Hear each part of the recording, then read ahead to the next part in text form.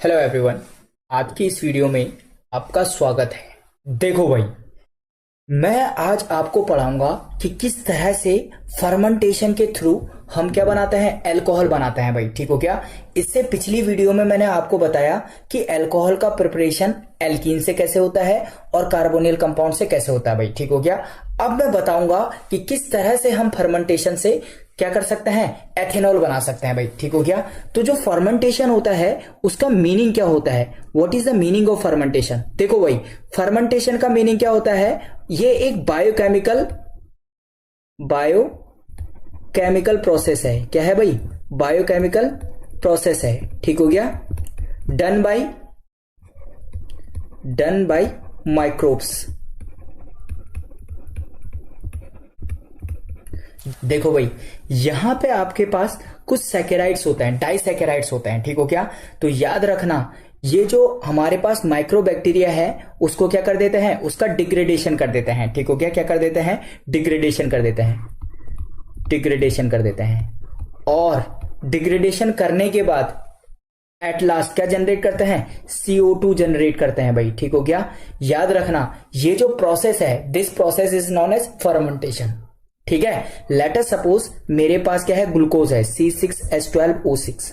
ठीक हो गया? याद रखना, जो माइक्रोब्स थे उसने इस ग्लूकोज को क्या कर दिया, डिग्रेड कर दिया। ठीक हो गया? कुछ प्रोडक्ट बनाया और CO2 क्या कर दिया है, रिलीज कर दिया। लेट अस सपोज CO2 क्या कर दिया, रिलीज कर दिया है। ठीक हो गया? तो याद रखना इस प्रोसेस में हमने कहीं पे भी ऑक्सीजन का यूज नहीं किया है और फिर भी CO2 जनरेट कर दिया है। ठीक हो गया? तो यानी कि जो फर्मेंटेशन है वो कौन सी प्रोसेस है, एनारोबिक डिग्रेडेशन है या एनारोबिक प्रोसेस है, जिसमें तुम बिल्कुल भी ऑक्सीजन का यूज नहीं कर रहे हो। ठीक हो गया? तो ये क्या है, एनारोबिक डिग्रेडेशन है। एनारोबिक डिग्रेडेशन है भाई। ठीक हो गया? तो फर्मेंटेशन क्या बोला, एक बायोकेमिकल प्रोसेस है जो माइक्रोबैक्टीरिया के द्वारा की जाती है। इसमें सैकेराइड्स होते हैं जिसको डिग्रेड करके ठीक हो गया, लास्ट में जो एंड प्रोडक्ट होता है CO2 रिलीज होता है। ठीक हो गया भाई? तो यानी कि ये जो फर्मेंटेशन की प्रोसेस है हमारे पास वो क्या है, एनारोबिक डिग्रेडेशन है। ठीक हो गया? देखो भाई, मेरे पास लेट अस सपोज मेरे पास जो डाइसैकेराइड्स है वो है C12H22O11। ठीक हो गया? मेरे पास सुक्रोज है। ठीक हो गया? सुक्रोज है, प्लस मैंने उसमें क्या मिलाया, वाटर मिलाया। ठीक हो गया? और याद रखना, यीस्ट उसको दिया, यीस्ट उसमें डाल दिया। ठीक हो गया भाई? याद रखना, इस यीस्ट में एक बैक्टीरिया होता है जिसको बोलते हैं इनवर्टेज। क्या बोलते हैं भाई, इनवर्टेज। ठीक हो गया भाई? ये क्या करता है, ये जो सुक्रोज है उसको डिग्रेड करके ग्लूकोज और फ्रक्टोज में कन्वर्ट कर देता है, C6H12O6। ठीक हो गया? Plus C6H12O6। दोनों का फॉर्मूला सेम है, लेकिन अगर तुम इसका स्ट्रक्चर देखोगे तो दोनों का स्ट्रक्चर क्या हो जाएगा, अलग अलग हो जाएगा। ठीक हो गया भाई? तो ये तुम्हारा बन गया ग्लूकोज और ये तुम्हारा बन गया फ्रक्टोज। ठीक हो गया भाई? अब देखो, जो तुम्हारे पास ग्लूकोज बना उस ग्लूकोज में क्या करोगे, फिर से यीस्ट डालोगे। ठीक हो गया? और याद रखना, उस यीस्ट में एंजाइम होगा जाइमेज। क्या होता है भाई, जाइमेज। एज लगा रहे ना पीछे, याद रखना, ये जो हमारे पास जो एंजाइम्स है उसका जो एंडिंग वर्ड है वो एज है भाई। ठीक हो गया? तो तुम्हारे पास ग्लूकोज है और उस ग्लूकोज में तुमने क्या मिलाया, यीस्ट मिलाया। उस यीस्ट में क्या है, जाइमेज माइक्रोब्स है जो क्या करते हैं, ग्लूकोज को डिग्रेड कर देते हैं और डिग्रेड करके किस में कन्वर्ट कर देते हैं, ethanol C2H5OH plus CO2 gas release कर देते हैं भाई। ठीक हो गया? तो याद रखना 2CO2 क्या हो जाएगा, बाहर हो जाएगा भाई। ठीक हो गया? तो इस तरह से माइक्रोबैक्टीरिया जो है, माइक्रोब्स जो है, उसने क्या कर दिया, इस ग्लूकोज को किस में कन्वर्ट कर दिया, एथेनॉल में कन्वर्ट कर दिया भाई। ठीक हो गया? तो मेरा पर्पस ही ये था कि मुझे फर्मेंटेशन से कार्बोहाइड्रेट्स, याद रखना जो ग्लूकोज है वो कार्बोहाइड्रेट्स है, सुक्रोज जो है वो कार्बोहाइड्रेट्स है भाई। ठीक हो गया? तो कार्बोहाइड्रेट्स का फर्मेंटेशन करना था और क्या बनाना था, अल्कोहल्स बनाने थे। ठीक हो गया? तो मैंने ग्लूकोज को किस में कन्वर्ट कर दिया, एथेनॉल में कन्वर्ट कर दिया भाई, ठीक हो गया। याद रखना यहां पर से 10 से 12% ही अल्कोहल प्राप्त होता है भाई, ठीक हो गया। 10 to 12% अल्कोहल ही प्राप्त होता है। देखो भाई, अगर मैं चाहता हूं ज्यादा परसेंटेज ऑफ अल्कोहल मिले तो मैंने ज्यादा कॉन्सेंट्रेटेड सॉल्यूशन लेना स्टार्ट कर दिया, लेकिन उससे क्या होगा कि जैसे ही याद रखना 15 to 18 या 15 to 20% अल्कोहल बनना स्टार्ट होगा तो जो यीस्ट है वो क्या हो जाएगा, डिग्रेड हो जाएगा भाई, ठीक हो गया। यीस्ट क्या हो जाएगा, डिग्रेड हो जाएगा और सही से एथेनॉल बन नहीं पाएगा, ठीक हो गया भाई। तो जो यीस्ट होते हैं, याद रखना जो यीस्ट होते हैं वो एक ऑप्टिमम टेम्परेचर पे काम करते हैं।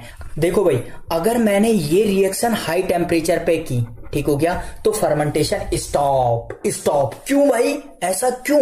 क्योंकि जो यीस्ट है वो डिग्रेड हो जाता है। बहुत बेहतरीन जानकारी यहां पे देखो, जो यीस्ट होता है याद रखना उसका कुछ टेम्परेचर होता है कि किस टेम्परेचर पे वो सबसे ज्यादा काम करता है और किस टेम्परेचर पे वो सबसे कम काम करता है भाई। देखो बताता हूं। देखो भाई, मेरे पास टेम्परेचर रेंज है यहां पे,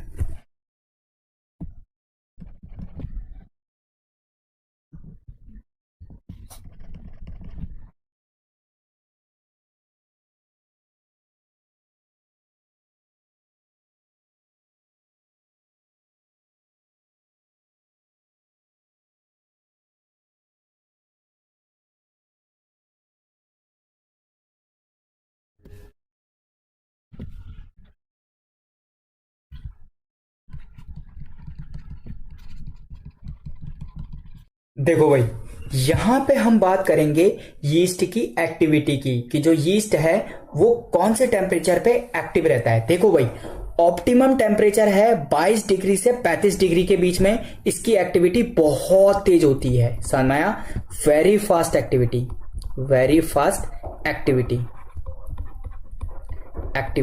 ठीक हो गया। 35 से 60 के बीच में इसकी एक्टिविटी स्लो हो जाती है, स्लो एक्टिविटी, ठीक हो गया। और याद रखना 60 के ऊपर जाकर के अगर टेम्परेचर 60 से ऊपर करोगे ना तो ये यीस्ट जो है वो डाई हो जाता है, मर जाता है भाई, ठीक हो गया। 22 से 16 के बीच में इसकी एक्टिविटी फिर स्लो हो जाती है, स्लो एक्टिविटी। और याद रखना 22 से नीचे की बात करेंगे तो ये क्या हो जाता है, इनएक्टिव हो जाता है, ठीक हो गया भाई। और इनएक्टिव हो गए इसका ये मतलब नहीं है कि ये मर गए, एक्टिव होने के लिए फिर इसका टेम्परेचर क्या हो जाता है, बढ़ाया जाता है। याद रखना यीस्ट को प्रिजर्व करने के लिए -80 डिग्री सेंटीग्रेड टेम्परेचर यूज किया जाता है भाई, ठीक हो गया। -80 मोस्टली यीस्ट को प्रिजर्व करने के लिए यूज किया जाता है। तो जो यीस्ट की एक्टिविटी है वो कौन से टेम्परेचर पे ज्यादा है, 22 से लेकर के 35 डिग्री सेंटीग्रेड के बीच में, ठीक हो गया। इसलिए जो रिएक्शन ये है C6H12O6 प्लस यीस्ट, और यहां पे जो बैक्टीरिया है वो क्या है, जाइमेज है, जाइमेज, ठीक हो गया। और ये किस में कन्वर्ट हो गया, C2H5OH और प्लस क्या आ जाएगा, ट्वाइस CO2। ये गैस क्या हो जाएगी, बाहर चली जाएगी भाई, ठीक हो गया। तो याद रखना अगर ये चीजें हाई टेम्परेचर पे हुई तो यीस्ट जो है वो इनएक्टिव हो जाएगा और रिएक्शन होगी नहीं। इसलिए यहां पे जो रिएक्शन हो रही है वो क्या हो रही है, 22 से लेकर के 35 डिग्री सेंटीग्रेड के बीच में ही यहां पे टेम्परेचर रखा जाना चाहिए भाई, नहीं तो आपका एथेनॉल नहीं बनेगा, ठीक हो गया। यहां से जो अल्कोहल आता है वो केवल कितना परसेंट आता है, 10 से लेकर के 12% आता है, ये मैंने बोला, ठीक हो गया। याद रखना इस अल्कोहल को क्या करते हैं, फ्रैक्शनल डिस्टिलेशन करते हैं, बार बार डिस्टिल करता है, जिसके कारण इसका कॉन्सेंट्रेशन इंक्रीज हो जाता है और लास्ट में कहां तक ले जा सकता है, 95% तक ले जा सकते हैं भाई, ठीक हो गया। याद रखना अगर 95% एथेनॉल है, ठीक हो गया, 95% एथेनॉल है, C2H5OH है, ठीक हो गया भाई। तो इसका मतलब क्या है, इसमें 95% तो एथेनॉल है और प्लस 5% क्या है भाई, वाटर है, ठीक हो गया। तो इस एथेनॉल को याद रखना कॉमर्शियल लेवल पे एक नाम दिया जाता है, उसको बोलते हैं रेक्टिफाइड स्प्रिट। क्या बोलते हैं, रेक्टिफाइड स्प्रिट, ठीक हो गया भाई। इसको क्या बोलते हैं, रेक्टिफाइड स्प्रिट या कॉमर्शियल अल्कोहल बोलते हैं, कॉमर्शियल अल्कोहल, ठीक हो गया भाई। तो इसको क्या बोल दिया, कॉमर्शियल अल्कोहल बोल दिया या रेक्टिफाइड अल्कोहल बोल दिया। याद रखना, अगर मुझे 100% इथेनॉल बनाना है, 100% अल्कोहल बनाना है, तो क्या करेंगे, देखो C2H5OH है प्लस H2O है भाई, ठीक हो गया। 95% एथेनॉल है और 5% वाटर है। इसमें तुम क्विक लाइम मिलाओगे, CaO मिलाओगे, ठीक हो गया। तो वो क्या करेगा, C2H5OH है, ये जो वाटर है उसको CaOH का होल ट्वाइस में क्या कर देगा, कन्वर्ट कर देगा, ये बाहर चले जाएगा और ये 100% आपके पास क्या हो जाएगा, एथेनॉल हो जाएगा भाई, ठीक हो गया। इसको बोलते हैं एब्सोल्यूट अल्कोहल। क्या बोलते हैं, एब्सोल्यूट अल्कोहल,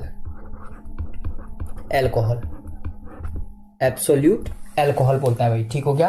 तो एब्सोल्यूट अल्कोहल कैसे बनाते हैं ये भी मैंने आपको बता दिया भाई, ठीक हो गया। एब्सोल्यूट अल्कोहल क्या होता है, तो 95% अल्कोहल को क्या बोलता है, रेक्टिफाइड अल्कोहल बोलते हैं।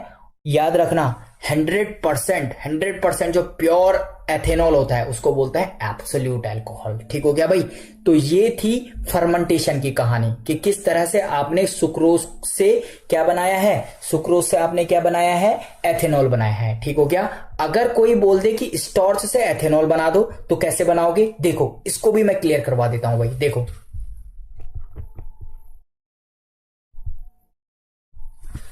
देखो भाई, अगर किसी ने बोला स्टार्च से कैसे बनाते हैं, तो मैंने क्या लिया, स्टार्च लिया, ठीक हो गया। स्टार्च का फॉर्मूला क्या होता है, C6H10O5 होता है भाई, ठीक हो गया। ये क्या होता है, पॉलीमर होता है, ठीक हो गया। याद रखना, जब मैंने इसको वाटर के साथ रिएक्शन करवाया तो क्या कन्वर्ट हुआ भाई, ये बन गया माल्टोस। क्या बन गया भाई, माल्टोस, C12H22O11, ठीक हो गया। डाइसैकेराइड बन गया, जिसको क्या बोलते हैं, जिसको बोलते हैं माल्टोस। क्या बोलते हैं भाई, माल्टोस, ठीक हो गया। अब याद रखना, इस माल्टोस में क्या करेंगे भाई, यीस्ट मिलाएंगे। क्या मिलाएंगे, H2O ऐड किया, उसके बाद क्या किया, यीस्ट मिलाया, ठीक हो गया। हर डाइसैकेराइड के लिए क्या है, एंजाइम अलग है भाई, ठीक हो गया। तो यहां पे जो एंजाइम यीस्ट में होगा वो होगा माल्टेज। एज जो पीछे से लग रहा है वो डिफरेंट एंजाइम को सिग्निफाई कर रहा है भाई, ठीक हो गया। तो ये किस में कन्वर्ट हो जाएगा, ये कन्वर्ट हो जाएगा 2 मॉलिक्यूल ऑफ ग्लूकोज, यानी कि C6H12O6, ये भी ग्लूकोज आएगा, प्लस इसका दूसरा जो पार्ट आएगा C6H12O6, ये भी ग्लूकोज आएगा, ठीक हो गया। देन जो ग्लूकोज आ रखा है उस ग्लूकोज को क्या करेंगे भाई, फिर यीस्ट डालेंगे, ठीक हो गया। उस यीस्ट में क्या होगा, जाइमेज होगा, और याद रखना वो उसको किस में कन्वर्ट कर देगा, एथेनॉल में, C2H5OH प्लस ट्वाइस CO2, ठीक हो गया भाई। तो ये बन गया कि स्टार्च से हमने किस तरह क्या बनाया, एथेनॉल बनाया भाई, ठीक हो गया। एक बात मैं आप लोगों के लिए रिमार्क करके लिख देता हूं भाई, बहुत इंपॉर्टेंट है और बहुत बार पूछा भी जाता है। याद रखना, जो डाइसैकेराइड होते हैं, ठीक हो गया, क्या होता है, डाइसैकेराइड। देखो क्या होता है, डाइसैकेराइड,